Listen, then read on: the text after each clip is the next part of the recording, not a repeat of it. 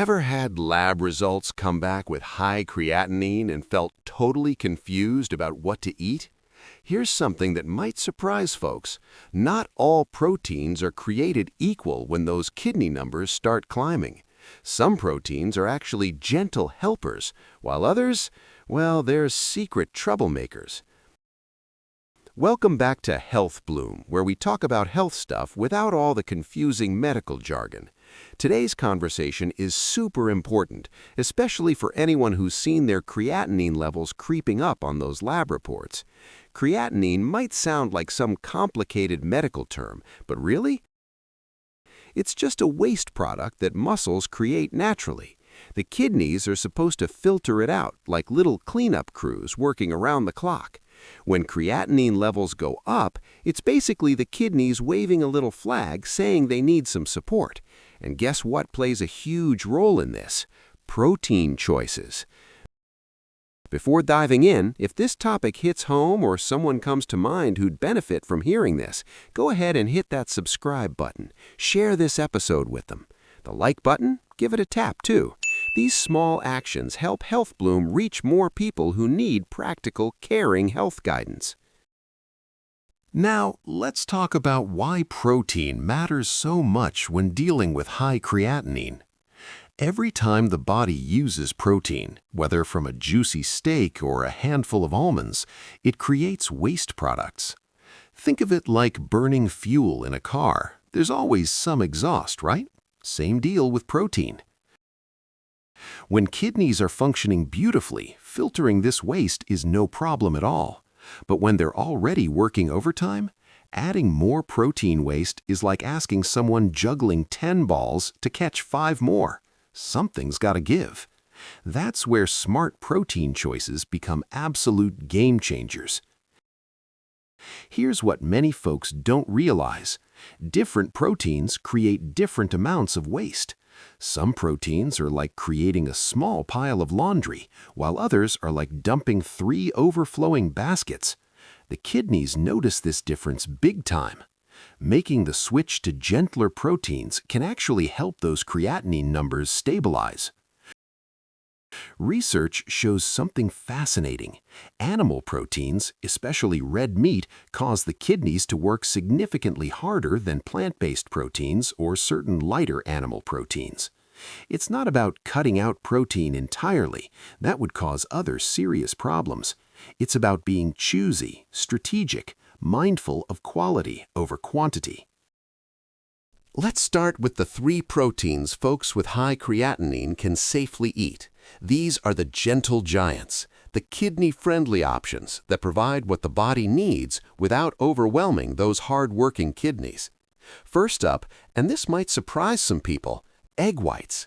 Yes, just the whites, not the whole egg at first. Egg whites are basically pure protein superstars without the phosphorus baggage that comes with the yolk. 2 egg whites pack about 7 grams of quality protein.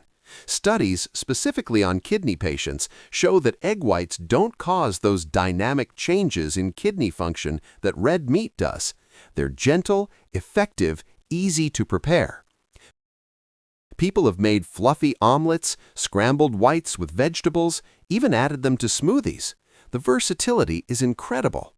Plus, egg whites have this really favorable phosphorus to protein ratio, roughly 1.4 milligrams per gram compared to whole eggs at 13.4.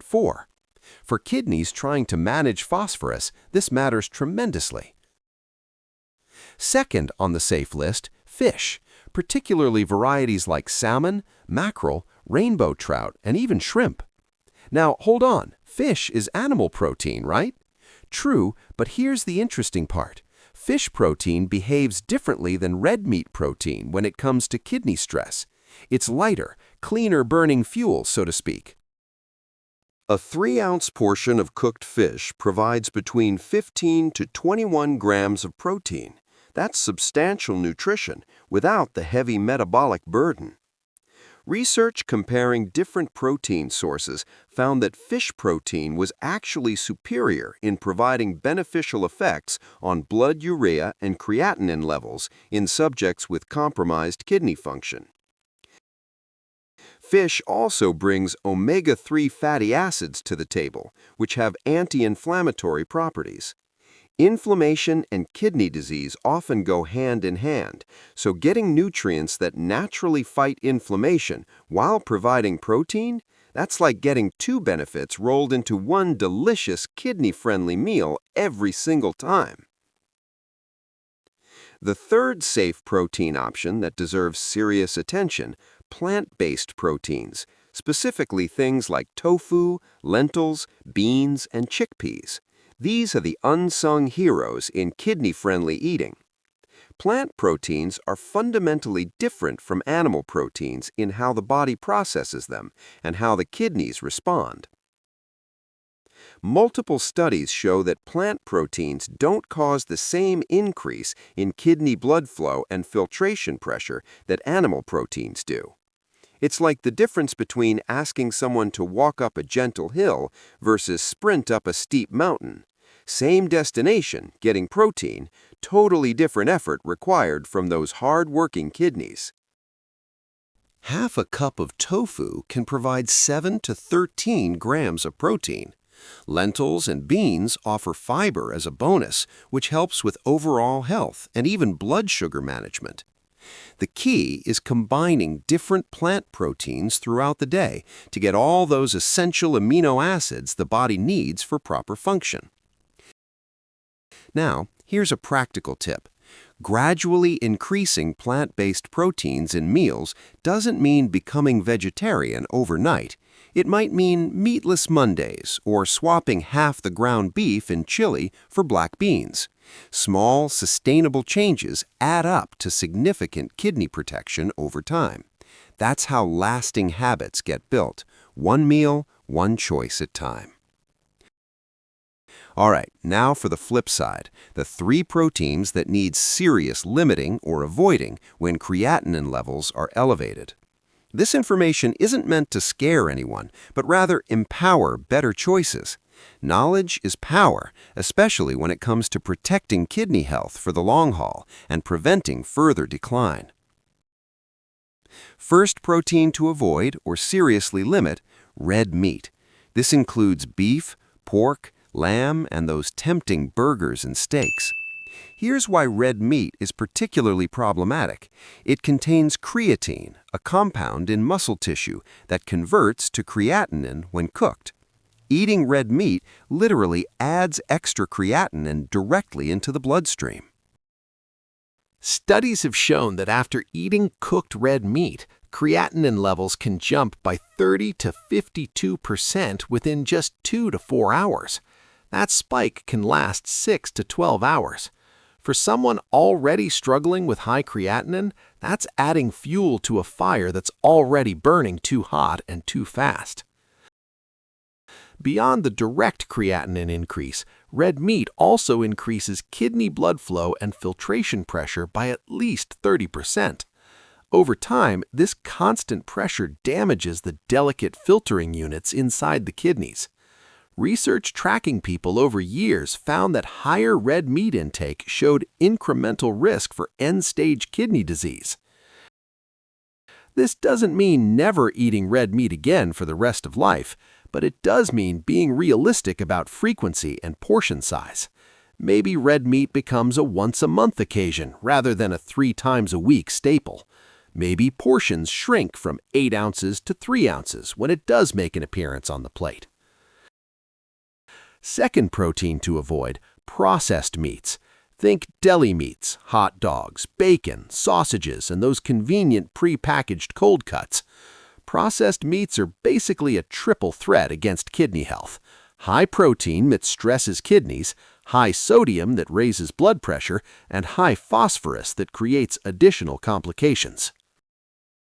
Sodium in processed meats can be absolutely shocking. Sometimes a few slices of deli meat contain more than half the daily recommended sodium limit. High sodium makes the body retain water, which raises blood pressure. High blood pressure damages kidneys further, creating a vicious cycle that's really hard to break once it starts spinning.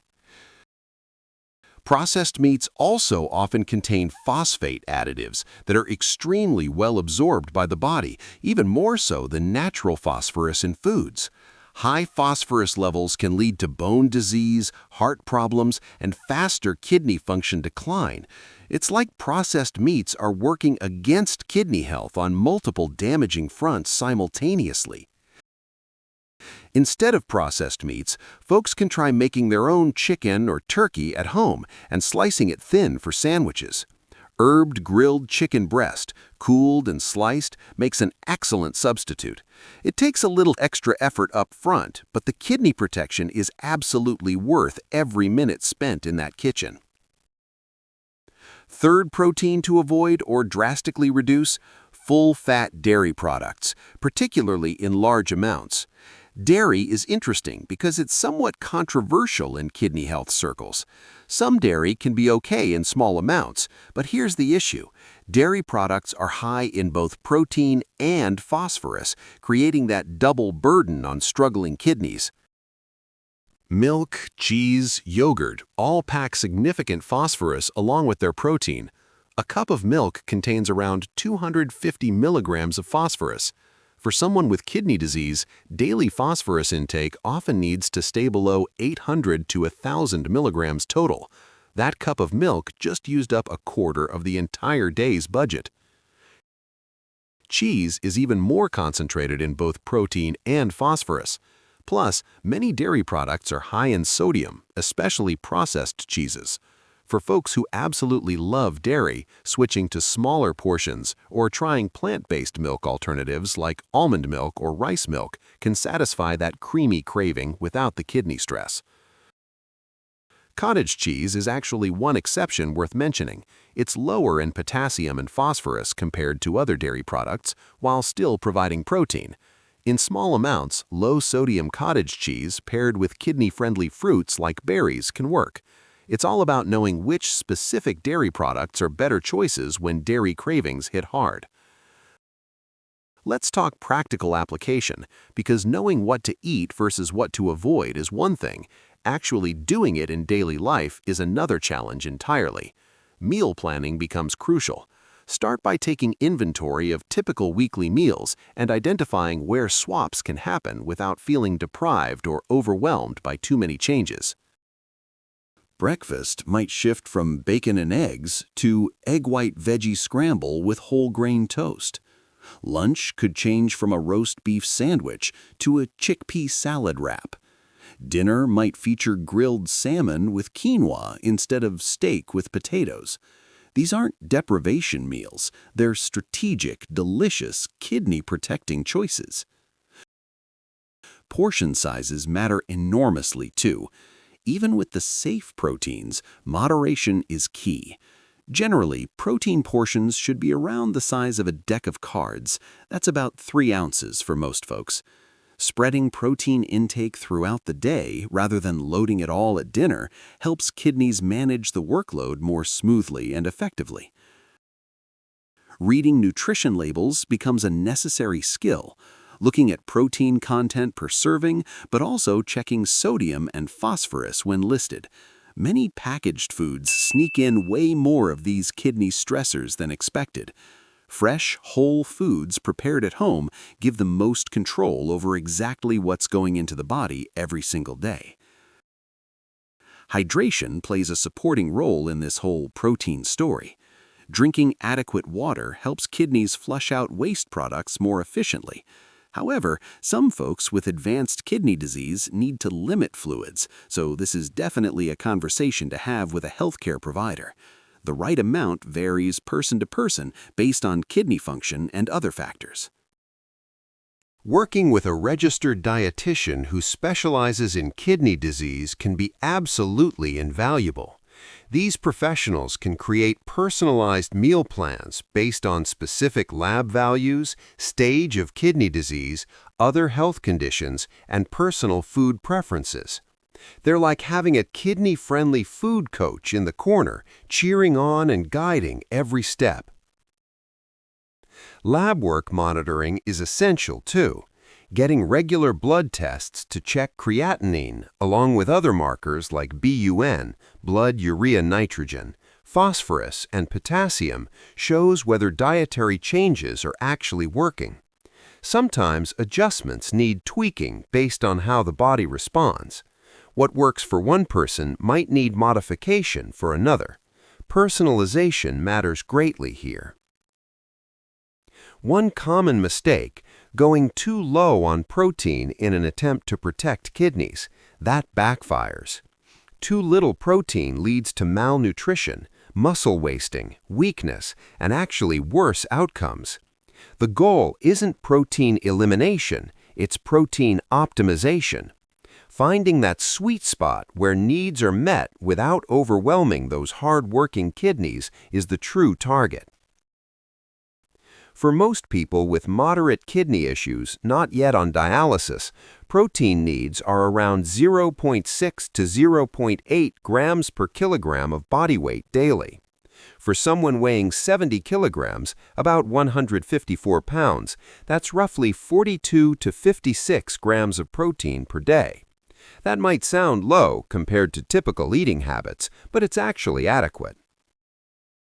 Quality becomes more important than quantity at this point. Choosing those high biological value proteins, the ones the body uses most efficiently, means getting more nutritional bang for the protein buck. Egg whites, fish, and carefully chosen lean poultry offer this efficiency. Plant proteins combined properly throughout the day provide complete nutrition too. Here's something encouraging. Dietary changes can actually make a measurable difference in creatinine levels over time. It's not instant. Usually takes several weeks to a few months to see significant changes. But studies show that people who stick with kidney-friendly eating patterns do see stabilization and sometimes even improvement in kidney function markers. The mental and emotional aspect of dietary changes deserves acknowledgement, too. Food is connected to culture, comfort, celebration, and social connections. Changing eating habits can feel like losing part of identity or missing out on shared experiences. These feelings are completely valid and understandable. Finding ways to adapt favorite recipes rather than abandoning them entirely helps maintain that important connection. Maybe Grandma's famous chili gets made with ground turkey and extra beans instead of all ground beef. Perhaps the family barbecue features grilled fish and chicken options alongside smaller portions of steak. Holiday meals might include more vegetable dishes and smaller protein portions. Traditions can adapt while still honoring what makes them special and meaningful to everyone. Support systems matter enormously in making lasting dietary changes. Whether it's family members willing to adjust household meals, friends who understand restaurant order modifications, or online communities of others managing kidney disease, having people who get it makes the journey significantly less isolating. Nobody has to navigate this alone. Reaching out for support shows strength, not weakness. Managing high creatinine through smart protein choices is absolutely within reach. It's about making informed decisions, embracing egg whites, fish, and plant-based proteins while limiting red meat, processed meats, and excessive dairy. These aren't just random suggestions, they're evidence-based strategies that can genuinely protect and support kidney health. Remember, this journey is marathon, not sprint. Small, consistent changes compound over time into significant kidney protection. Every meal is a fresh opportunity to choose kidney-friendly options. Progress over perfection is the motto here.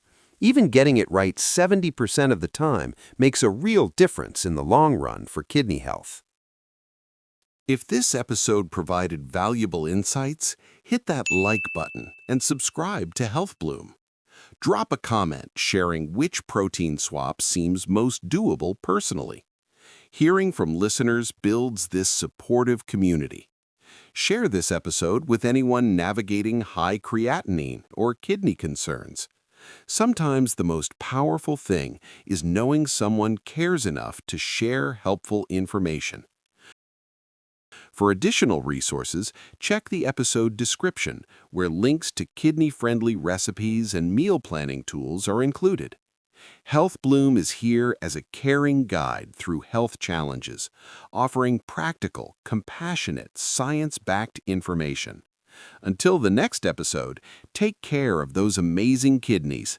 They're working hard every single day, and they deserve some love and support.